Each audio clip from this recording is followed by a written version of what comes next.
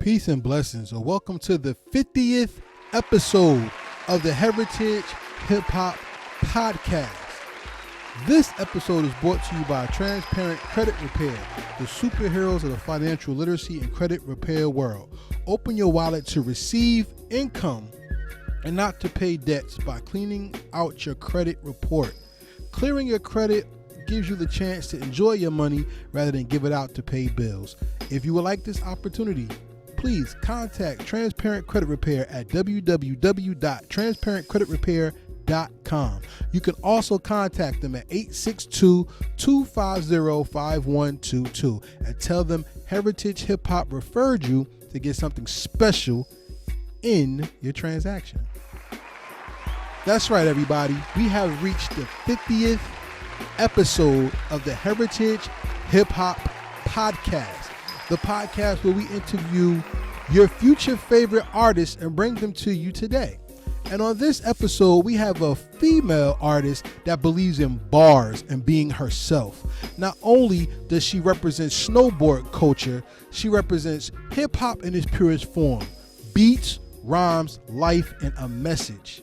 So on this 50th episode of the Heritage Hip Hop Podcast, we bring to you Miranda Writes. She's very special, articulate, and she really lives and loves this culture. Shout out to the Zulu Nation that stands behind her and with her. I had the opportunity to have Miranda Writes music before this interview. Shout out to G-Rock and the C&D Coalition for putting me on Miranda Writes, and BQ for making the interview. And with this interview, I hope that you learn something about living the art and representing who you are without making an apology for being who you are. Hey man, this is going to be a special interview, so please take the time to enjoy this. We have a special giveaway coming at the end of this episode, so stay tuned for that, and I'll come back with the rest of my commentary after the interview. Peace and blessings, everybody, and welcome back to the Heritage Hip Hop Podcast. I have an MC on the phone tonight who is like so dope, I'm speechless. Introduce yourself to the people. Thank you so much. My name is Miranda Writes. I am a hip-hop artist from New York, and I like to make positive, feel-good music. Miranda Writes is dope. Let's put that out there first, because I don't like to ask how'd you get started in music, because everybody asks those questions. I'm more so into the heart and the spirit of the music. Miranda Writes to me is dope because she makes music that goes beyond regular sitting down and listening to. It's music you have to absorb and take in. What does that mean to you? Well, thank you. I just feel like hip-hop has just progressed so much, but when you think about the core of hip-hop, I just feel like it's people telling their stories. So my whole thing is whenever I'm writing and creating, I feel like I need to tell my story and just kind of put myself out there in a way that just translates to people. Like, I just feel like hip-hop is raw and it's real, and that's what kind of drew me in, right, like into hip-hop. So I just like I want people to think a little bit when they hear my stuff, you know? I want people to actually sit down and think a little bit. Thinking is the lost art of civilization, because in the cookie cutter, microwavable world of is it hot for the moment, not is it hot for the mainstay, people lose a lot of what really makes the culture of hip hop pop. How do you fight against that when you make music? I think my biggest thing that has always been, and still something that I remind myself of now when I'm just creating, is to stay true to who I am. And I think that's really probably the biggest struggle for most artists, because not a lot of people really understand. And unless you're in the business, a lot of people don't understand all the things that go behind the business. And I think it can be really easy to lose why you started once you get into it. And like just the kind of like the pressure to conform and kind of like step into everybody else's box. But my whole thing is like I'm good. I'm going to stay, keep doing what I'm doing, and I'm going to find people that genuinely love and appreciate that, and those are the people that I want to support me. Let's get the obvious out the way. People are superficial as hell, and that's what kills the art. For one, let's just go through the superficial stuff. When a woman is an MC or singer, everybody looks to see if they're physically attractive. Look, you're beautiful. Yes. Out the way. We got that done. Now, after that, it comes to what is the context and the content that she's giving. And one thing I can say about your content is that you pride yourself in being lyrically fit and battle tested. How did you make sure that was the first thing that came up in every song you did? So one of the things, and this has just been since when I first started rhyming, and I dealt with it from, I just think, really, it's actually interesting, both men and women, not so much as anymore, as I feel like people who rock with me, they have an idea of who I am, but just in general, like, just the whole thing of, I always say, like, I don't want somebody to judge me based upon what I look like, right? So my biggest thing, whether somebody loves my music or hates my music, I'd rather somebody say, like, yo, she's whack because I don't dig her flow or her lyrics or blah, blah, blah, than comment on what I look like. So for me, just from a branding standpoint, from an image standpoint, I do my best to put out things that people are not going to judge me based upon what they're seeing. I want people to actually listen to the content and judge me off of my music. And I even tell people all the time, I'm like, yo, like, tell me what you think, whether you think it's hot, whether you think it's whack. I don't care. I just want to know that you're listening to the music and you're not getting lost in the image. Facts, because that's where we lose a lot of the content and what makes an artist dope. Let's go into your content because, wow, there's so much to unpack with you because typical hip-hop is so corny. And I love the fact that you're not typical. And we're not even going to touch on the stuff that everybody looks at. We're really going to go into the heart of Miranda Writes. So bear with me as I say this. Before I get into the rest of this interview, I want to say congratulations on making the art pronounced, not doing it. Because when you pronounce the art, everybody pays attention, not just takes it in. So salute to you. And I appreciate that. Thank you. I value you as an artist because you love the culture. What does it mean to keep the old school relevant with the new school's attention and energy towards it? I think respect is one of the main things when it comes to that. I think respect allows new school and old school to respect just the fact, right, how the culture has progressed, because hip-hop is just, right, hip-hop is the most popular genre in the world now. And I think, when it comes to the legends, like, they were just rhyming, right? Like, nobody ever thought, like, hip-hop was going to progress to the level that it did. Now, commercially, because hip-hop is so big, it's invested into not the same way that it was when it was coming up. But one of the things that, and I've met many hip-hop legends, but I think that's really important is when people take the time to show love to one another, like genuine love. Because I feel like that is a really cool union when you can see somebody that's from two different eras, like, get together for a project. Two different eras get together in a project. I think it's more so when I see somebody in your generation touch back on the elder generation and brings new life and shows appreciation for the creation. Let's look at the I Love Hip Hop 9 cover that you did. That's old. That's not double M. You know what I'm saying? And that's like, but that's a gem of hip hop that's not mainstream. So even right there, you're showing that you understand that the culture has depth and is not just what you're spoon fed. What does it mean to be an architect and an archetype of an MC at the same time? I think it is all about maintaining the foundation, right? So maintaining what was, but then when it comes to the art aspect is making it your own creation. Mm-hmm. So I feel like that's the structure, right, of any good building. You see it all the time, or you just think about houses, right? Whenever people come up and fix things up, the foundation has to be strong, but there's nothing wrong with coming in and adding your new flavor, adding your new design, adding a little extra to get people to open their eyes and pay attention. What makes you stand out when you do that, though, is you've mastered your voice. And that's where people don't follow through. People be like, I got a song that I can rap. And they sound like everybody else. Am I lying, though? Everybody sound like everybody else. All I hear is,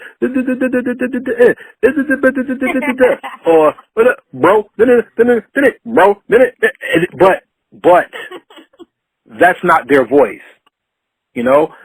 I hear Miranda Writes on 9 Double M, Pete Rockasio Smooth Type Beats, Gangstar. No, Pete, you on Chief Rocker. Like, I'm not your music yet, because we're going to get there. I just want to highlight the fact that real hip-hop pays homage and adds to the art. Like when original hip-hop came out, people sampled and kept that music and that feeling alive. Shout out to Wu-Tang, because Can It Be Also Simple?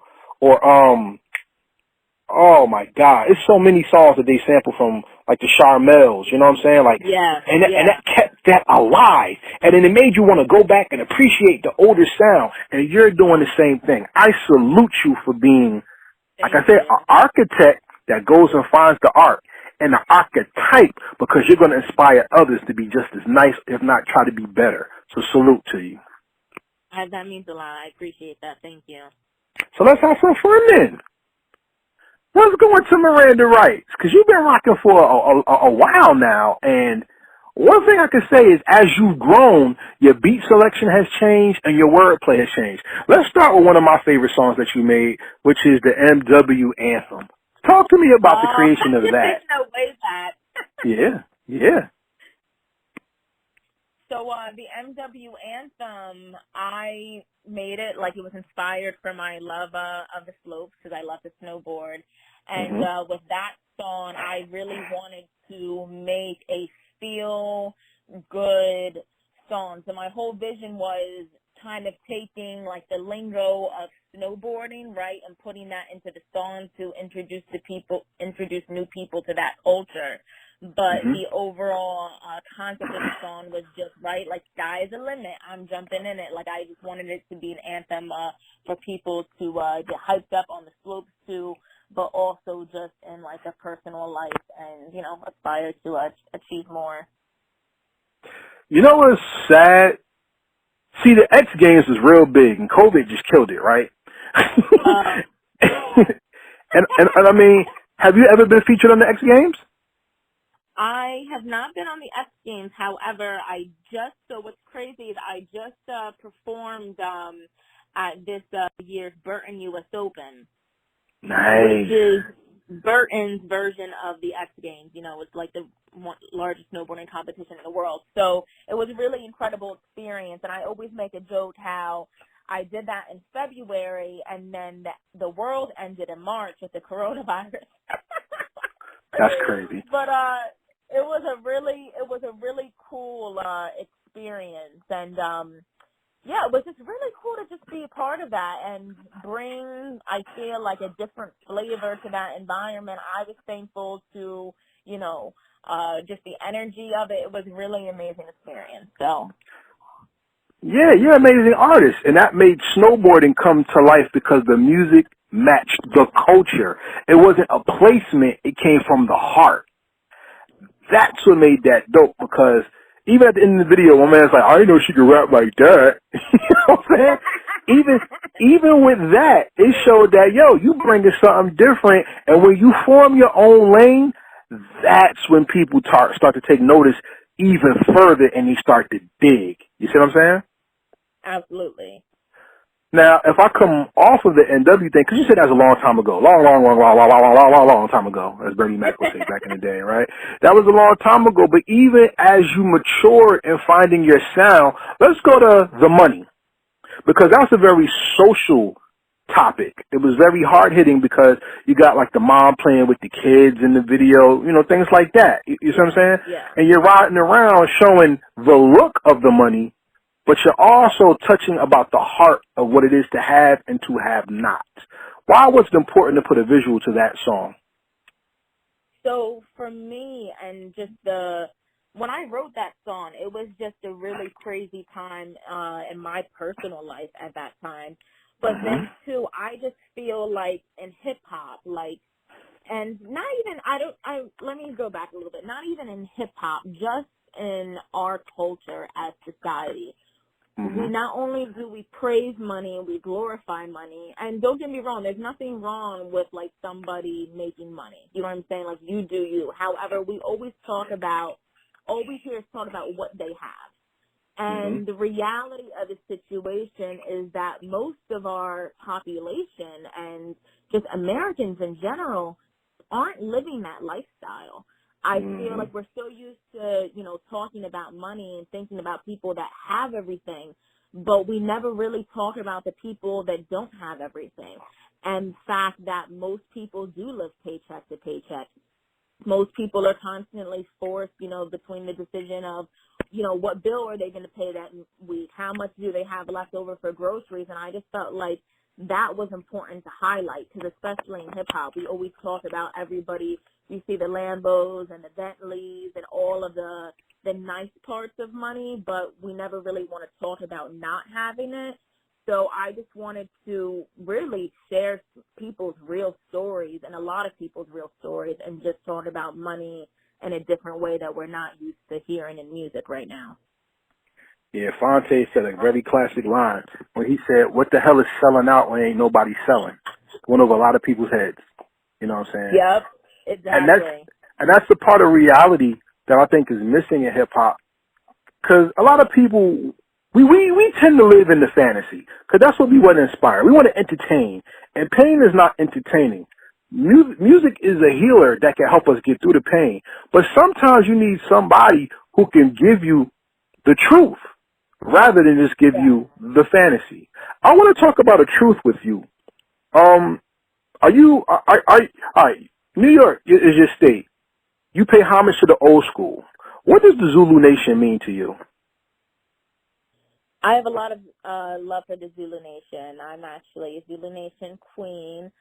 Needless to say, things have obviously progressed over the years, but I have a lot of love for the Zulu Nation. What's interesting, so when I first started rhyming, all the events that I performed at, I would say probably for the first 4 years when I first started rhyming, were all Zulu Nation events. And I just remember every one of those events being, first of all, a complete experience, right? Because now you don't really go to events where you see people doing live graffiti, break dancing, having there's DJs there, then you have MCs, and then you have somebody in the corner being like, don't forget the knowledge, you know? So I learned a lot just being in that environment. And then I also had a lot of people that really showed love and would pass me the mic. You know, at first, it's not like I was getting booked for these shows. So a lot of it came down to somebody saying, like, yo, like, take the mic and, you know, spit something. And I was like, really? Okay. And then after that, I just felt like it was just so much love. And I feel like I really actually got to work on my craft, work on my stage presence, work on just that live feel that was just so raw. So I definitely have a lot of love for the nation, because that's really where I started as an MC. Yeah, it shows, because I was watching the video Knowledge of Self, right? And you got some of my peoples actually in your video, which is dope. You know what I'm saying? And see, everybody knows everybody. and what stood out to me in the video is the name of the video is Knowledge is Self, but you give visuals of self as well. For instance, you are seated in Indian style and you have Asian clothes on. Now, Asians are known for being at one with nature and being very at one with how they sit and how they study. In the video, you also have a suit on in a library, and you're sitting down with 3 books: The Art of War, Who Shot Ya, and The Gospel of Hip Hop. Why was it meaningful for you to put that visual out there so people can see that as well as hear the lyrics in your video? So for the library shot, especially the book that I had in there, much love to Ernie. He's amazing and he's a legend. But so I wanted to do the library scene really, like, goes back to knowledge of self. Like, really the fact that I feel one of the things that I think is healthy for us to do as humans is we can't get too crazy, because I think when you get too consumed by certain things, you will lose your core a little bit itself. But I think as people, we actually need to question things more, right? We need to question what we're taught. We need to ask ourselves, why do we have the principles that we have? We need to ask each other different questions that maybe we're uncomfortable asking, but are conversations that had to be had. And I personally love to read. So just being in the library, it just kind of felt like the perfect place, right, to, like, have this conversation. And then when it comes to the outdoor shot, when I was, like, sitting down, I guess you could call it meditating at some point, right, I spend a lot of time in nature. I am outside all the time. It's very grounding for me. And I also practice meditation a lot, too. So I just wanted to highlight something that I do in my personal life, and maybe that could be something that people would get into or become curious about, because I'm also I'm a big advocate for meditation. I think it's awesome, and it completely renews your spirit and, like, fuels up your soul when you need it. So It shows. I could tell meditation has made you very centered because it helped bring out your confidence. See, I'm gonna tell you something. I'm gonna just tell you as a man. I always had crushes and loves for women who did music, because that's when their confidence is at their high, you know? But your high is very centered. Let's talk about Acting Different. Acting Different is a song where you actually command the background in the video, so your eyes are focused on you and not truly on the people and the city in the background. What does it mean for you as an artist to not only draw the ear, but to draw the eyes and have full, total attention of the people who are experiencing you for the first time? I think that when people see somebody, that's why first impressions, right, they say they're so important. Mm-hmm. When you're exposed to something for the first time, that's actually when you're the most likely to pay attention. And we hear that all the time, right? Even when it comes down to marketing, like, that's why people spend so much money in advertisements, right, to make sure that they have the right advertisement, because they know they're only going to have 3 seconds or whatever it is to get somebody's attention. So me shooting that video, I thought it was really cool because it really forced people to pay attention. But then what I noticed was how many people took the time to stop to record. There was people that were actually, you could tell that they weren't watching, they were actually listening, because I think in their mind they're like, who was this chick in the middle of Times Square, kneel down, like, she runs like the place, but it actually forced them to listen to what I was doing right there and then. Yeah, I mean, like I said, that's the mark of an artist and not a participant. Hip-hop is full of participants. There's just a lot of people in there trying to make noise. There's not a lot of people in there trying to bless the culture with longevity and not trying to chase the quote-unquote bag, and not realizing that we are the bag and it's not the money, which is amazing, Yeah. And coming from that aspect, I have to ask you this. What is the job of an MC rather than the art of an MC? Can I just say I love your questions, because you have me really thinking. You have me really thinking over here. It's so nice. I love when I'm asked different kinds of questions and not the same ones. Well, thank you. I think when you think of an MC, you think of master of ceremonies, and I think so. I would have to say the job of an MC is to utilize their voice for something purposeful. So I think, and that comes in the form of entertainment. So for me, I always know when I go out on stage that I need to entertain whoever's in front of me because people want to see a good show. However, what I've learned is how to, and this is something that I practice all the time, right, to just master that, is to not only entertain people, but making sure that whatever I'm doing, although I'm entertaining people, is to make it purposeful and do something of impact. And I think that's what an MC's job is to utilize their voice for something impactful. Impactful, which means that an MC is the voice of the conscience of society, correct? Yes. So then with COVID consciousness, you made a song about COVID and its effect of the world. I did. Why was it important for you to make that statement? So I think we've all completely have become consumed, right, from the coronavirus, naturally so, right, because that's all we hear about, and I think it's something we should be paying attention to. But one of the things that I wanted to do with that little freestyle was to actually, once again, get people to think, but to use this time to really question. So I feel like the biggest thing that we always hear, right, is to go back to normal. Now, I do believe that everybody is entitled to pick their own path, and I think certain things make people happy, and there's nothing wrong with that. But when you think about normal, right, especially the society we live in, just like as Americans, everything is rushed. We never really take our time. We don't have our time to ourselves. We're constantly juggling 1,000 different things. Family, friends, it's something that we always hear is of importance, but it's almost something that kind of gets pushed to the back burner because we put our careers first. We put certain things first in order to live up to what we are told to achieve.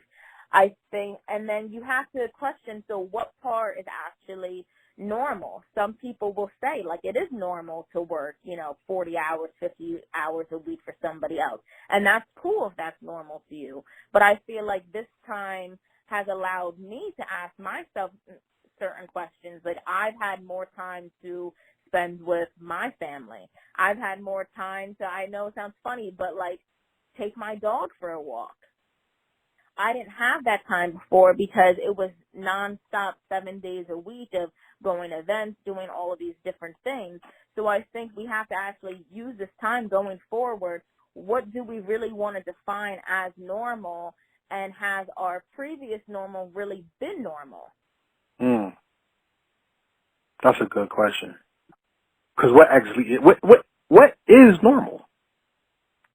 I feel like that's a question right within itself that I feel like the answer would change to anybody that you ask because different people have different definitions of normal. But I think, so what is normal? And should that be classified as normal? I don't know.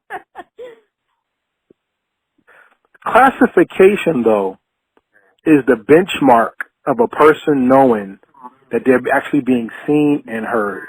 And in 2018, you got the album of the year with Know Your Worth. I want to ask you something about that album that most people don't ask artists about their albums, all right? We always ask, did you know you were making a classic? Or did you know what you had? You have it? Fine. My question is, how did you, let me ask it a different way. How did the impact of the project change your understanding of yourself and your talent? So that album will always be special to me because I feel like I really jumped out of my comfort zone with that album. I, did some singing on it. I had some love songs on there that I would normally never expose people to that part of my life. The money was on there. I got personal about that. There was a lot of different emotions, and I was very vulnerable with that album, and that really was the stage for me to say, that it felt good. It felt good to actually put out all these different aspects of my life and all these different emotions. And that album actually changed me as an artist because now I never hold back with music. If I feel it, I put it out. I don't ever question, should I put this out? I don't know how people are going to react to it. Like before that album, I used to question if I should put a project out because I'm like, will this relate to what my fans want to hear? You know, all the questions you ask yourself, especially when you're trying to like build up your career. But that album just made me say, screw it. I'm going to put out my story because I know people have stories like mine. And I'm going to use this album to relate with people on a deeper level that they haven't seen of me before. And I really feel like, to my listeners, after that album, they became more like family because they got to hear a different part of me. And then a lot of people ended up reaching out saying, thank you so much for making the money. Like, I just lost my job and, like, it sucks, but it makes me feel really good listening to the song. I had girls reaching out, you know what, my ex sucks, and I love how you don't lie, you know. And then I have people that are getting, like, hyped to heard about me. So it really brought out, like, a different emotion of people. And it just showed me how circular everything is because I was like, it's crazy, like this album brought out all this emotion in me, but it was cool to see that it did that for other people. Facts. I mean, the only thing that I was mad about when it came to the album was I didn't have it to put it up for the Heritage Hip Hop Project of the Year. So I would have loved to have had that project earlier, but I have it now to listen to, and I appreciate you for making it, so thank you for putting the truth out. Thank you. Unfortunately, though, in hip-hop, people are pigeonholed into, I'm going to just stand this way and listen to this, and that's all I'm going to listen to. I was elated to hear their White Rabbit cover, because Jefferson Airplane is dope. and to see that you have even that type of skill to take other genres, even rock star, like you took other genres and you're bending it to your will so it's complete mastery of sound. What is the one sound that you think describes your total style, and how did you master it? The one sound that describes my entire style. And how did you master it? Yes. I would say that I don't really know if there's one sound. I mean, can I describe it? I feel like it's more so freedom, if anything. I know that sounds funny, but I say freedom in the sense where I love so many different genres of music. And once again, that was something that I used to hold back with, right? So it's like, I have to always just come with, you know, that hardcore, like, hip-hop sound, because that's what people expect from me. But from a musical standpoint, how I appreciate music, like, I love rock, I love reggae, I love pop, I love alternative, I really love everything. So I feel like it's not really, I think it's more so like freedom. Like, that's what I just think of when I think of my sound. It's the fact that I don't want to be boxed in. I don't want to be, and I've had people tell me like that before, like, oh, I'm used to you doing blah, blah, blah, so I was surprised when you heard rock stars, so pop or dance or whatever. And I'm like, well, did you like it? Like, you know, so I just feel like I just try to be free and give people all different sides of me. And that's what real freedom is. I have interviewed other artists, two in particular that we could probably talk to. I'll talk about after the interview. I don't want to put them in your interview. But they have created classic music, and they talk about freedom. One person's freedom was being lost in the art. One person's freedom was making music to play the pain and hurt of life out of themselves. You have shown your freedom by not only your music creativity, but your love for snowboarding. So tell us, how did your love for snowboarding take you to the next level? Like, what is the chill, and how do we take the chill? What is that? So snowboarding is one of my favorite hobbies. I started doing it as a teenager. Actually, what's funny is, I'm not going to lie, I always like to keep it real. So when I first started snowboarding, like, my brother and I were very young. So my parents used to drag us out of the house, and they're like, we're going snowboarding. I'm like, no, you know. We would leave at like 6 a.m. to get there because we lived so far from like the local mountain. But, you know, I busted my butt like thousands of times. And then I really started to actually like it. And then over the years, snowboarding became one of my favorite hobbies because when you're snowboarding, you're really forced to disconnect. You know, you're outside in the cold. You have, you know, you're layered up. So, like, you're still warm, but it's not something where you're really checking your phone like that all the time. Like, you're really focused on being present. So snowboarding has been, like, my peace. Like, I always say, like, in the wintertime, like, if I don't have, like, a show, then I'm at the mountain.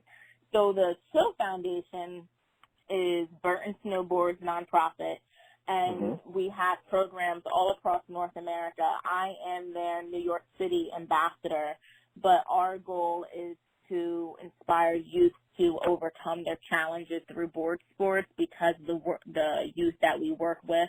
But we also have our core values. So, like, for instance, they not only learn how to ride, but then we talk about, so one of our values, an example, is responsibility.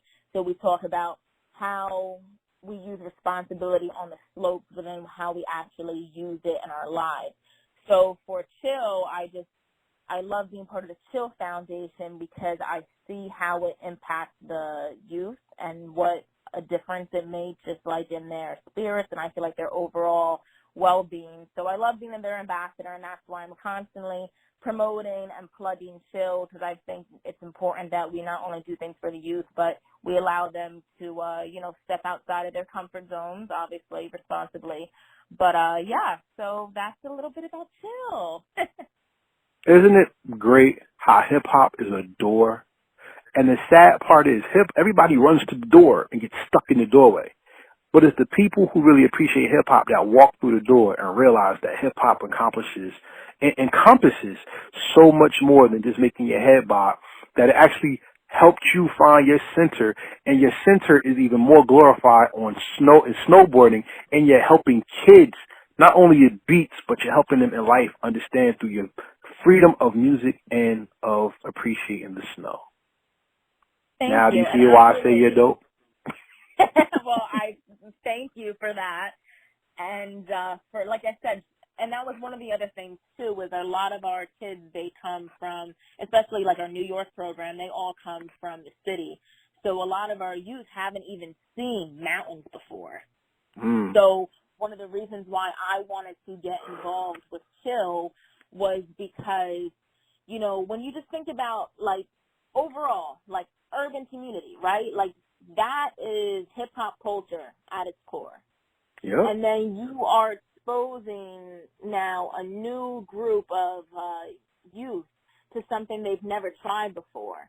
So that's why I really wanted to make an anthem, and I always highlight the Chill Foundation, because I feel like by fusing the music with this, you know, with hip-hop culture and snowboarding culture, like, not only you don't ever see that, but it really does go together, because even snowboarders, like, everybody rides to music. So it was just cool for me to be able to put out a project where I was, like, highlighting Chill, but I just felt like it also naturally just showed how, in a weird way, right, like the puzzle already perfectly fit, if that makes sense. It does, because at the end of the day, it all comes down to appreciating life and being able to give it back to the people who you share life with, you know? And that's what makes an artist impactful, is because, like you said, you give people your story, but more than giving them your story, you're giving them hope. And that's why I think it's very important for you to make it. And making it doesn't mean going multi-platinum. If you do it, God bless you. I hope you get it, if that's what you want. But making it means that you make your statement in life, and people get to appreciate you as for more than being a woman, for more for being a musician, for more than skateboarding. They appreciate you for being alive. And that's the best gift the Most High gave the world, is within you being alive. You know? Yeah.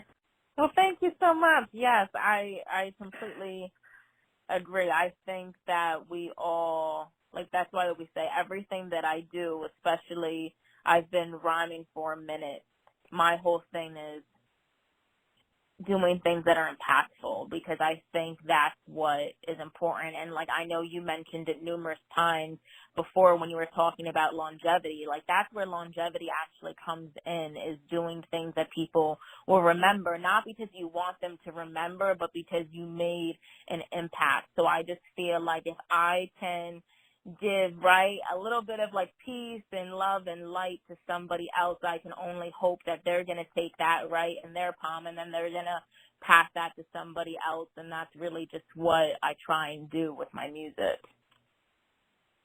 And shout out for being the Woman of the Year for 2020. It all goes together, you know what I'm saying? So before we finish off the interview, please give everybody your social media so they can learn how to find your music, how to find the Chill Foundation, and everything else that you're putting out. Yes, so if you guys want to follow me on Instagram, Facebook, all that good stuff, Twitter, it's Miranda Writes, WRITES. My music is available on all platforms, so if you want to go to Amazon, Spotify, Apple Music, all that good stuff, it's on there. My website is www.misswrites.com. So follow me on all my socials, and if you guys want to learn more about the Chill Foundation, you can check them out at www.chill.org. Word. And everybody out there that's listening to this, streaming is great. You should go stream her music, but purchasing is better. But purchasing is better. We don't want them to stream your music. We want them to buy the music. And here's the reason why, everybody. Unfortunately, we live in a world where everything's up for grabs, and what we have today, we might not have tomorrow. And let's just say, from some freakish, crazy incident, just to be funny or comical, what if Godzilla came to the world and blew out the power grid? If you don't purchase your music, when that electricity or that internet goes down, all the albums that you thought you had are gone. So please, take the dollar. Take the dollar that you use for a quart of water, some waters, or a scratch off or something. Take the dollar and buy the single. And if the single is that dope, buy an album. And with that purchase, not only do you sow into Miranda Writes, you also guarantee yourself more music because you're building her platform and she can do more with the foundations and with the music to help make you happy. So please, purchase the music. All right? Yes, and thank you so much for an amazing conversation and for having me on the show tonight. I really appreciate it. Thank you. I was looking forward to this, but guess what? It's not over. You ready? We're far from over. We have the rapid fire questions right now. And the rapid fire questions are not yes, no questions. And I don't ask you questions about, like, what's your favorite food, who's sexy, what's on Love and Hip Hop. I don't care about that. I really care about you and showing your depth to the world and to the hip hop culture. So I'm going to ask you some questions based on you as a person and the culture that we both share. Are you ready to go? Yes. Okay, question number 1. What album or song perfectly describes your life and it's made from another artist? It's not one of your songs. Oh, that's really hard. All right, it's been a kind of a crazy week, so I'm going to go a little crazy here and surprise everybody and say The Chronic, because that's what I've been into this week. The Chronic? Oh, okay. The Chronic. That's one of my favorite albums of all time, so that's my go-to. Okay, so The Chronic right now. So right now, that's my Get Shit Done album. Oh, my God. I'm scared to death. I can't even do it. I don't even ask no questions. I'm good. All right, I'm good on that one. Question. That's never happened before. Great. That's why we do it. Question number 2. The cosign in hip-hop is the thing that opens the door. And you've got co-signed by the Zulu Nation. But you've also been co-signed by Wendy Day. How has the cosign helped elevate you? And who would you like to co-sign in your journey through hip-hop? So Wendy's incredible. She shows me nothing but love. So you said, who would I like to co-sign? Yeah, what has the cosign done for you, and who would you like to co-sign? The cosign, I think, is just the rawness of somebody saying that you are dope, right? And that they believe that ultimately you are going to get to the next level. So with that being said, one of the women that I would like to shout out, just because I've been listening to her and I was tuning into her lives earlier this week, is Style Rock. I've been rocking her. Oh yeah, she's dope. Yeah, Style Rock is dope. Oh man. And have you ever seen her live? Yes. Yeah, like the way she flows is just effortless. And she went live earlier this week and just reminded me of that. So I haven't been able to see her rock in person for a minute, so then I just was diving into her music again this week. But I just want to shout her out. True indeed. And being that you talked about the live show, you performed at NJ Pack a couple years ago. How does the live atmosphere make you a better MC than being in the studio? The live atmosphere tests you.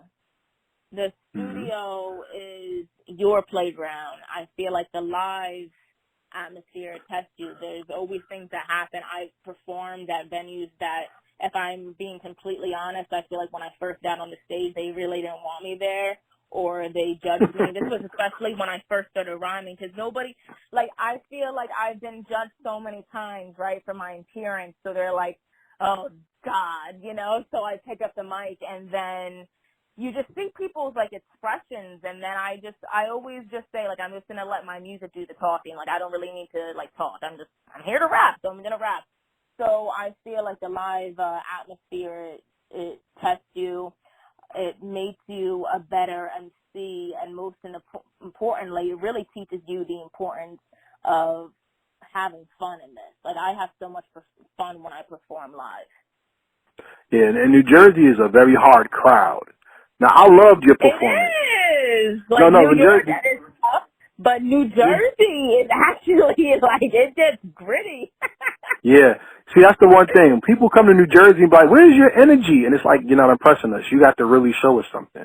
And then when you break that crowd and if you could catch one person really into your music, you broke it. Because that one person is going to inspire everybody else to get into you. Well, it was so funny because when I did NJ Pack, when I first got on, I felt like people just looked at me and they were like, we don't know who she is, you know? Because this was a few years back. So I did that. I felt like people don't really know who I was. And then there was people that came to support. But like I said, it was a huge crowd. Like, there was a few thousand people there. So they were just like, who is she? And then at first I was just like, this is crazy.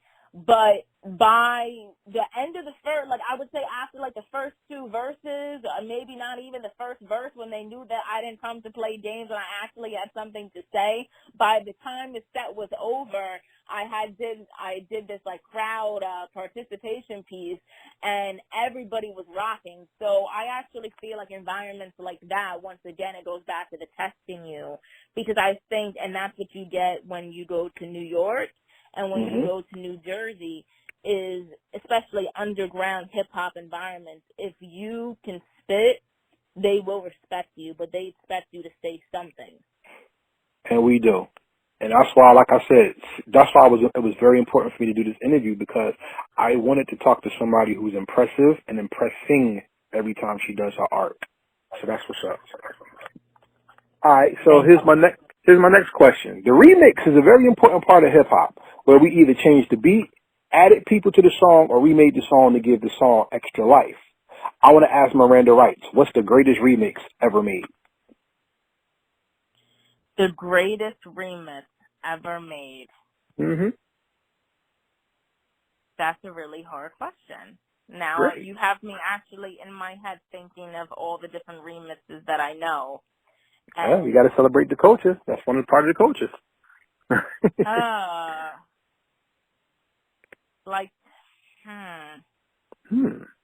You have me actually, like, thinking about this one. Let me see. The greatest remix ever made.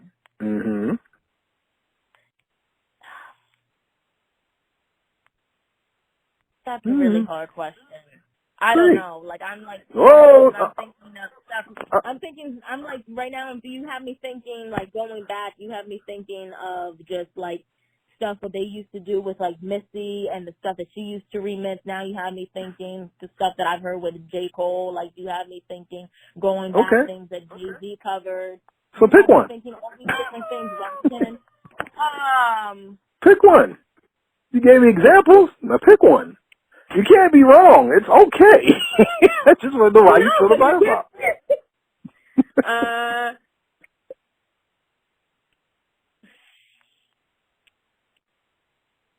I'm gonna go. Mm-hmm.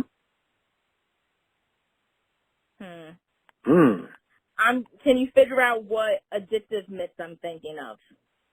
What? What addictive myths I'm thinking of with Rakim that I heard? A remix with Rakim on it? The like Watcher? Somebody remixed it. Like I forget where I heard it. I heard it on like SoundCloud or something like that. A remake of a Rakim song that you call a remix? What you talking about? Like No Joke, No Smoke by Pop? Are you asking me like an official remix, or are you talking about a remix that I actually heard? Official remix. A remix. Oh, okay. Not a remake. A remix. You really have me thinking here. You know what? I'm gonna do this to you all night. No, I'm just kidding. Let's see. Maybe. You want to come back to it? You know, the whole thing is too was now. I'm just like thinking the whole thing with now my whole. You know, I'm gonna go with the California Love remix. Okay, that's you're the first person ever said that. That's what's up. So hey. After all that, so did I at least pick like a semi-good one? Because you have me thinking all these things. It's not for me to say good or not. It's for us to understand, you and what you love. So you went from the Chronic to Tupac. Okay, that's what's up. That's where your mind at. I was really like trying to dive in to all the remixes, and then I was like, you know what, Miranda, you can't keep this poor man waiting all night long for you to remix. So I'm just like, you know what, I brought the California remix earlier this week, so that's what I'm gonna go with tonight. And that's what it is. That's how we do it. It gets even better. You ready for the next question? Is it another 10-minute answer? That's up to you. I'll go easy on you. I'll take it off the music and put it towards being a boss because you have what LDP? That's you, right? LPD, yes. Yeah. So you have an entertainment entity that you own and that represents not only the culture but more. What do you think it will take to have a woman as an MC come out with her own label and produce greats, just as we see Wu-Tang or Jay-Z having their own label? We don't see too many women do that. What do you think it'd take for that to happen? I think in order to have women running their own labels, we just need more women in positions of power in the entertainment business. So okay. I think once we stir up it has to be more of a melting pot. Like, I just feel like the business in general, like, it's male dominated, it always has been. I think that it's not as simple as just us having, like, that would be incredible, and that's great, and that's definitely a stepping stone. I'm sure there's already women already that's their goal, but I think that we need to have more women in positions of power in the music business to kind of start opening up their table a bit, and then they bring more women in. I think we just need more women in the mix in general for it to start being where we see it in all aspects. I think, in my opinion, and you could tell me what you think, because I'm not going to harp on this subject, because I really want it to happen. That's why I asked. When people criticize female MCs, and Cardi B brought up Chica, No Name, and Il Camille, the light was shined on those women MCs, and more people gave them notice. And I think if a Cardi or a Meg or somebody pulled other women up, just the same way guys always pull up other guys to rhyme, who can say that wouldn't be the next Griselda and it's an all-female crew? How dope would that be? You know? That would be incredible, yeah. I agree. Yeah, and then they could pull you up, and then you could steal the show. That's what's up. You know what I'm saying? So let's go to the next question, back to music. Do you like doing songs with other MCs or when other MCs are featured on music? Do you like that? Do I like collaborating with other artists? Yes. Yes, I do. I don't do it often. I think that's something that people definitely want me to do more. I think usually comes down to, so especially when it comes to putting projects out, it ends up being sometimes where like this project really has to get done or things like that, and then I don't know why, and I'm just going to say it because I am one, but I don't know why rappers take so long to get things done. So I think that's a big part of it too. But yeah, I do actually working with other artists. I think that it's important, and I think it's really cool how you can expose, just like cross-collaborating too. Like, I think it's really cool when you work with somebody and then now you're introducing them to your fan base and vice versa. I think it's a nice way to, like, lift one another up. Okay. So that person that gets on that track is called the feature artist, because the main artist is whose song it belongs to. Sometimes the main artist gets shown up by the feature artist. So my question to you is, who is the best feature or guest 16 in hip-hop history? Who was the best feature? Who stole the song the best from the main artist? I would have to say that I feel like Eminem tends to do that a lot. Oh, okay. Is there any song that stands out to you? I think that any song, most of the songs that he gets on, he completely ends up flipping up the flow, turns it into an entirely different record, and then people end up having a discussion about it because the song ends up sounding different. So I don't really know if I would pick a certain record in particular. I just think that whenever he hops on a track, like, it's always just a different vibe afterwards. And I love Eminem, by the way, so okay. I'm just saying. I'm going to ask you a different question than I've asked any other artist on Heritage Hip Hop. One extension of Heritage Hip Hop we have is Blurred Hop. And on Blurred Hop, we celebrate comic book culture, anime, and cartoons and stuff like that, right? And it's to show that hip hop is, like I said, more than music, that we go into all different aspects of media, which is, entertainment as well as far as visual, like cartoons and stuff. Miranda Writes is an MC that is a chameleon, whether she has a leather jacket on, a vest and a snowboard, or she's face painted like Kiss to show her rock star personality. If Miranda Writes was a superhero, what would be her power? Well, if I tell you my power, though, then I wouldn't have my power. Because not necessarily. Not necessarily. It doesn't have to be a secret. I mean, if you could fly, hey, everybody's gonna see you flying. So I mean, Well, I didn't say it was gonna fly. I would say the ability to capture and get into somebody else's mind on a different level of consciousness. Oh, you Jean Grey. You're an X-Men. Okay. Okay. No, that's dope. Hey, I hear you. That's that movie, What Men Want, right? Like something like that? Yeah, I got you. I understand. Hey, I'm with you. You see, that means that reflects your rhyme style, because you want the mind of the listener, not just their ear. So I respect that. Perfect. I got you. In doing such, though, when you collab and you create, sometimes it's good to dig deep into your bag and have people who inspire you to work with you. So who would be on your perfect song? Who would do the beat? Or who would you rhyme with if you have a feature? Dead or alive, no restrictions. What would you do? Oh, my God. You know what? I want to do a song with Missy and Timbaland. Really bad. I feel like that would be so dope. I love Missy, and I feel like they are a dynamic duo, and I would just love to be part of that for a second. I would love to hear it, because you know what? You have already showed that you can rhyme on old school beats, hardcore beats, play beats, rock beats. You did Jefferson Airplane, for God's sakes, which is dope. And I love Jefferson Airplane. So, Thank you. let's make it happen. We're going to put it out there. Because you're the second person I ever talked to on Heritage Hip Hop who wanted to do a song with Missy. And Missy actually co-signed it and talked to that person, it seems. So, let's make it happen. Yeah, shout out to Nisa F.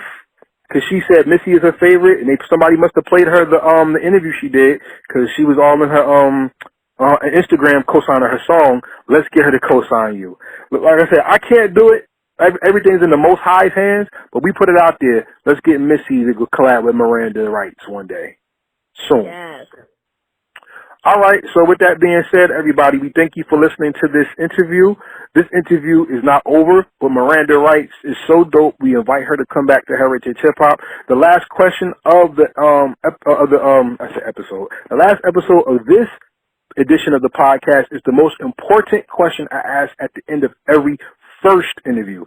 So that means that the door is always open, and if you want to come back to Heritage Hip Hop, you are more than welcome to come back, okay? Yes, and thank you so much for having me. Okay, so here's the final question. I got to build it up kind of lengthy because it's very important. The last question goes like this. One day, Miranda Writes is not going to be on this planet anymore. She's going to go back to the Most High. We pray that does not happen anytime soon, especially through COVID and the crazy brutality and injustice in the world right now. We don't pray for any harm to come to you, your family, or any of your loved ones. So we're going to put that out there first. But the reality is one day you're not going to be here. And 1,000 years from now, there's going to be a child on a snowboard, and they're actually going to fall. And they're going to fall on something that looks like a rock. But instead it's not a rock. Guess what it is? It's a laptop. They don't use laptops 1,000 years in the future, so this ancient archaic machine is going to be opened up when she gets back to the cabin. And when she opens it up, one of your videos or some of your music comes on. And a new generation of life is introduced to your music. So my question, the most important question to this interview is this. What is the legacy you left behind that made the world better because you did music and you lived your life and believed in what you believed in? I would say that peace and love and light is always at the center, and that we're all just here temporarily, right? So that goes back to your point. But my whole thing is that I like to think of it, and not in a morbid way, but in a longevity way, is that nobody's work is ever finished. So to whoever were to find something, I just ask that whenever they receive my work, see what I did, maybe they could say to themselves, how could they take that to the next level? How could they do something to make an impact? Because I think that's what it's all about. It's just simply about passing the torch and progressing forward. So with that being said, everybody, we must always move forward, giving life our best. Miranda Writes not only writes music to change the world, she writes music to affect the mind, the heart, and the soul of the listener. So please, lend your spiritual growth into Miranda Writes, and she will change your life one lyric at a time. With that being said, my name is Karev. This is another edition of the Heritage Hip Hop Podcast with Miranda Writes. We say peace, and we out. Yes, peace. Thank you so much, Karev, and mad love to everybody that's listening. Thank you, guys. Thank you once again for tuning in to the 50th episode of the Heritage Hip Hop Podcast featuring Miranda Writes. As I told you before, she's an incredible MC. Go check her out. Check out her music, her videos, and check out her live performance at New Jersey Pack, where she won over a hard crowd that didn't know what she was bringing to the stage, that fell in love with her at the end of her set. This is Karev from Heritage Hip Hop, thanking everybody for tuning in. And we ask everybody to please continue this journey with us. We've been through 50 episodes together, and we hope that there's more that you will stick around for as we continue. This episode is brought to you by Transparent Credit Repair, the superheroes of the financial literacy and credit repair world. If you'd like to fix your credit and come out of debt and open your wallet to more riches instead of paying out money to bills, contact them at www.transparentcreditrepair.com, and also call them at 862-250-5122 and tell them Heritage Hip Hop referred you and get something special in the end. Once again, everybody, thank you for joining us on this journey. We ask that you continue to follow us by subscribing to www.heritagehiphop.com. And by doing so this month, you get a special playlist. We have created the Jersey Series Part 2 featuring the 050 Boys. So you get a playlist of the 050 Boys for joining the podcast and the website's movement. And you also get a special limited time thank you from Heritage Hip Hop in doing such. Follow us on Facebook, YouTube, and Instagram just the same. Make sure you hit the notification bells to be alerted when any new videos and interviews or anything from or content from us drops. We'd like to thank the team who's been rocking with us from the beginning. Mr. Bradley of Transparent Credit Repair, BQ of Fatty's Place, our virtual assistant, Fire Jaws, our MC resident who also is into marketing, promotion, and placement, Lex Diamonds of Diamonds Entertainment LLC, DIEMENZ Entertainment LLC, and Big A, who has the Big A Show at ADR, AHDAYAR on YouTube. That's the team. Follow them, support us, and we thank you for everything. But now it is time for our trivia question for our prize. That's right, everybody. This is the trivia part of the 50th episode. For this trivia, we're going to ask you a question, and you will find out the winner of this question next Wednesday, on next Wednesday's show, to know who's the winner. The prize is a t-shirt from Heritage Hip Hop, a subscription of your choice, Tidal, Spotify, Apple, Hulu, Netflix, whatever you choose to subscribe to, we're going to get that for you. And also, if you're an artist and you would like to get something reviewed, you will have a special Zoom interview with Heritage Hip Hop. And you could also, if that doesn't interest you, if you're not an artist, you just want to add into the platform, you could be a participant in a podcast interview if that's okay with the artist. So with that being said, here is your question. Who is the crew that was comprised of New York DJs and Jersey artists that helped put New Jersey over the top in hip hop history, that not only had a movement with albums, but managed and put out top tier talent in the hip hop game? Now that you have the question, you can post your answers on Heritage Hip Hop on Facebook and at Heritage Hip Hop on Instagram. The winner of the contest will have to subscribe to the Heritage Hip Hop website, post the answer, and then you will be notified the following Wednesday after this is dropped who is the winner. We thank you for your participation, and we want to grow with you. Heritage Hip Hop is your story being told, from God's blessings to our ears. We bring today's future favorite artists to you today. We thank everybody for being with us. This has been a landmark occasion, 50 episodes, and we can't wait to talk to you in 50 more. With that being said, salute to all of you who support Heritage Hip Hop.